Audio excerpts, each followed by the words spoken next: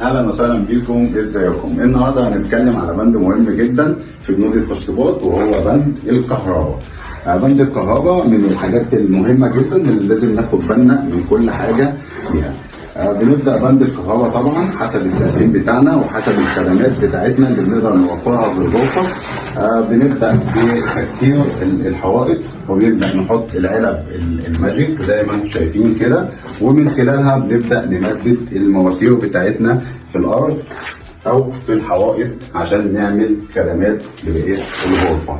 وما ننساش نعمل لوحه خدمات للانترنت والدش والتليفون، لوحه تجميع بنجمع فيها كل الكلام دوت بحيث ان الشكل العام في النهايه يبقى كويس.